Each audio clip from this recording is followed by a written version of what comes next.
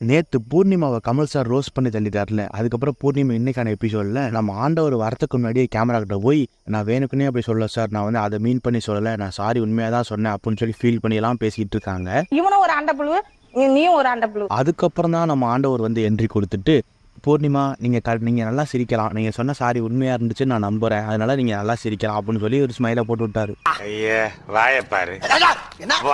வழக்கமாக Sunday episode அப்படின்னாலே eviction அப்படி தான் இருக்கும். பட் ஆனால் இந்த வாரம் சனிக்கிழமை எவிக்ஷன்லாம் பண்ணி அந்த இதெல்லாம் முடிச்சு விட்டாங்க. ஸோ இன்னைக்கு கூட எப்படி என்ன பண்ண போகிற ஆண்டவர் நான் யோசிச்சுக்கிட்டே இருந்தேன். இதே தான் கண்டிப்பாக நம்ம ஆண்டவர் யோசிச்சிருப்பாரு. அதுக்கு டக்குன்னு ஒரு பிரில்லியன்ட் ஐடியாவை போட்டு ஒரு கேள்வியை கேட்டுட்டாரு.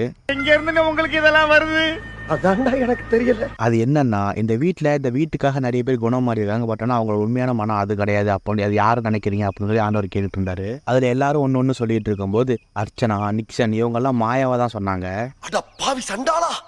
நீயாடா என்ன கொலை பண்ண பார்த்த? சரி, இவங்க நிறைய ஸ்ட்ராட்டஜி இப்படிலாம் பிளான் பண்றாங்க. ஆக்சுவலாக இவங்க இது கிடையாது தான் எனக்கு தோணுது, கேமுக்காக இப்படி பண்றாங்க நான் நினைக்கிறேன் அப்படின்னு சொல்லிட்டு இருக்கும்போது நம்ம விஷ்ணு எந்திரிச்சு, சார் பூர்ணிமா தான் அப்படி மாறிருக்காங்கன்னு நினைக்கிறேன். ஏன்னா அவங்க முன்னாடிலாம் சிரிச்சாலே வில்லத்தனமா தான் எனக்கு தெரியும். பட் ஆனால் இப்ப இருக்க பூர்ணிமாவும் எனக்கு பிடிச்சிருக்கு சார், இப்ப இருக்க பூர்ணிமா தான் உண்மையா இருக்காங்க நான் நினைக்கிறேன் அப்படின்னு சொல்லிட்டு இருந்தாரு. அப்படியே வாழைப்பழம் மாதிரி பேசுவாங்க, பேசுறத பார்த்தா எப்படியா பட்டவங்கள தான் உயிர்ந்துருவாங்க. கடைசியா தான் வந்தா நம்ம டைட்டில் வின்னர் விக்ரம் வந்து, சார் நான் விஷ்ணு நான் சொல்றேன், அவர் அப்படிதான் இருந்தாரு, இப்போ வேற மாதிரி மாறிட்டாரு. இந்த வாரம் இவர் சிரிச்சுக்கிட்டு இருக்கிறது கூட எனக்கு ஸ்ட்ராட்டஜி தான் படிச்சு, ஏன்னா இதுக்கு முன்னாடி என்ன சொல்லியிருக்காரு, இந்த வாரம் நான் வேற மாதிரி மாறிடுவேன் அப்படின்னு சொல்றது நம்ம ஆண்டவரும் உங்களுக்கு மட்டும் டவுட் இல்லை, எங்களுக்கு இருக்கு, வெளியில இருக்க மக்களுக்கு இருக்கு அப்படின்னு சொல்லி விட்டு சிரிச்சு விட்டாரு.